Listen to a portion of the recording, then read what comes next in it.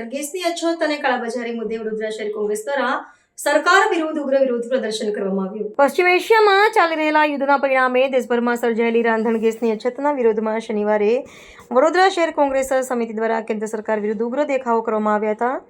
સામાન્ય જનતાને પડી રહેલી પારાવાર હાલાકી અને ગેસના બાટલાની સંભવિત કાળાબજારી અટકાવવા માટે કોંગ્રેસના કાર્યકરોએ રસ્તા પર ઉતરીને ભારે સૂત્રોચ્ચાર સાથે આ વિરોધ પ્રદર્શન યોજ્યું હતું.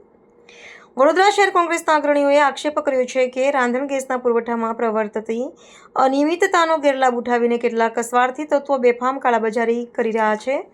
આ કૃત્રિમ અછત અને સંગ્રહખોરીના કારણે મધ્યમ વર્ગ અને સામાન્ય નાગરિકો આર્થિક શોષણનો ભોગ બની રહ્યા છે. વિપક્ષી નેતાઓએ રોષ ઠાલવતા જણાવ્યું હતું કે વર્તમાન વહીવટીતંત્ર આ ગંભીર સંકટને નાથવામાં નિષ્ફળ નીવડ્યું છે, જેના પરિણામે સામાન્ય ગૃહિણીઓનું આર્થિક આયોજન સંપૂર્ણપણે ખોરવાઈ ગયું છે.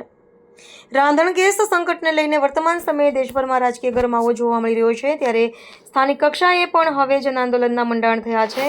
કોંગ્રેસ પક્ષ દ્વારા પ્રશાસનને સ્પષ્ટ ચીમકી આપવામાં આવી છે કે જો આગામી દિવસોમાં રાંધણ ગેસનો પુરવઠો સત્વરે પૂર્વવત કરવામાં નહીં આવે અને આસમાને પહોંચેલા ભાવો પર કડક અંકુશ લાવવામાં નહીં આવે તો શહેર કોંગ્રેસ દ્વારા જનહિતમાં વધુ જલદ અને વ્યાપક આંદોલન છેડવામાં આવશે.